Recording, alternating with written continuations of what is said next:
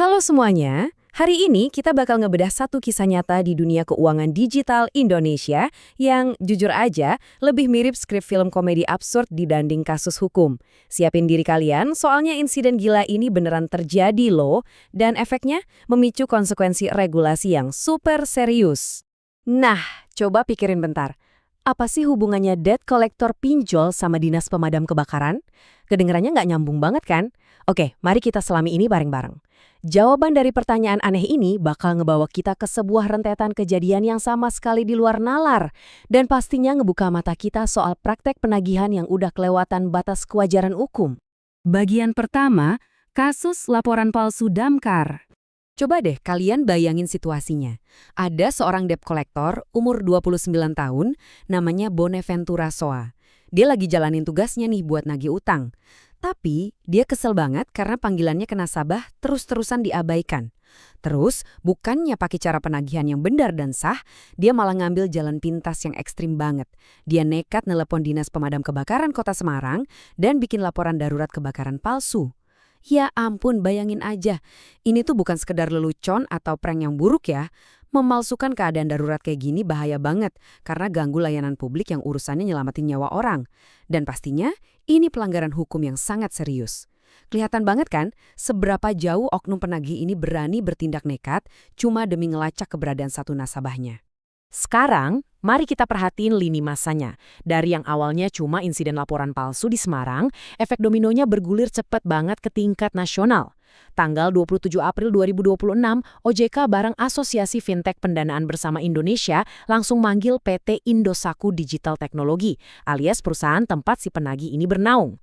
Abis pemanggilan itu, OJK langsung gelar pemeriksaan khusus. Dan puncaknya, cuma dalam hitungan hari, tepatnya di tanggal 8 Mei 2026, sanksi denda resmi langsung dikeluarin. Respon super kilat ini nunjukin kalau otoritas kita nggak main-main. Aksi yang mungkin awalnya dianggap cuma prank lokal, langsung disikat dan dinaikin statusnya jadi tindakan penegakan regulasi skala besar. Lanjut ke bagian berikutnya. Sanksi denda ratusan juta. 875 juta rupiah. Gila kan? Ini sama sekali bukan teguran ringan.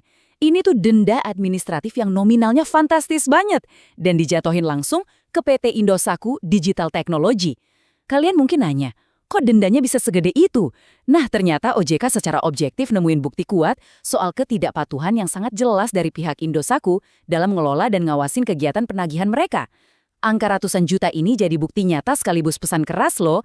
Regulator pengen negesin kalau mereka nggak bakal ngasih toleransi buat segala bentuk pelanggaran operasional pas lagi nagih utang ke konsumen. Berikutnya, perintah perbaikan sistem Indosat. Nah, yang bikin menarik di sini adalah denda itu ternyata cuma langkah awal. OJK ngidentifikasi ada 4 akar masalah sistemik, dan mereka maksa Indosat buat segera memperbaikinya. Pertama, mereka wajib banget memperbaiki kebijakan dan prosedur penagihannya. Kedua, mereka harus evaluasi ketat kerjasama dengan pihak ketiga. Kalian tahu sendiri kan, pihak ketiga ini sering banget jadi celah masuknya masalah, kayak insiden Damkar ini. Ketiga, pengawasan kualitas penagihan harus diperkuat lagi. Dan yang keempat, pelatihan buat staf penagih juga harus ditingkatin. OJK secara efektif menyimpulkan kalau mekanisme operasional penagihan di perusahaan tersebut emang butuh dirombak total dari akarnya, biar kejadian memalukan kayak gini nggak terulang lagi. Masuk ke bagian krusial kita, tanggung jawab penyelenggara pinjol.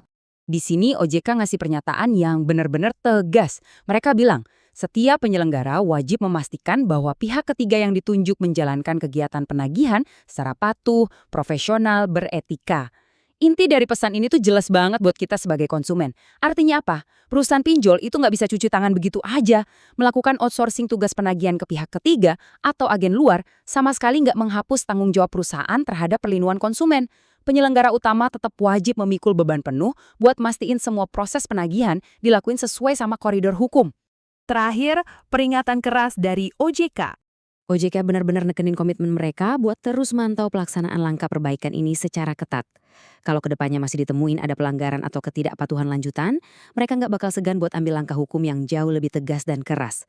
Ini tuh ibarat sinyal peringatan serius yang lagi menggantung di atas seluruh industri pinjaman online. Regulator lagi mantau terus nih, dan kesabaran mereka udah habis buat praktek-praktek penagihan yang suka nerobos aturan. Jadi coba kita renungin sebentar. Kalau denda 875 juta rupiah itu adalah biaya finansial dari sebuah tindakan yang dianggap jalan pintas konyol oleh satu orang penagih, lalu apa harga sebenarnya yang harus dibayar oleh masyarakat kalau praktek tak beretika semacam ini dibiarin merajalela? Perlindungan kita sebagai konsumen keuangan digital bukanlah sebuah opsi tambahan, melainkan kewajiban mutlak yang harus dipenuhi oleh setiap penyelenggara. Oke, terima kasih udah ngikutin ulasan ini sampai akhir. Teruslah belajar, tetap kritis, dan sampai jumpa di pembahasan menarik kita berikutnya.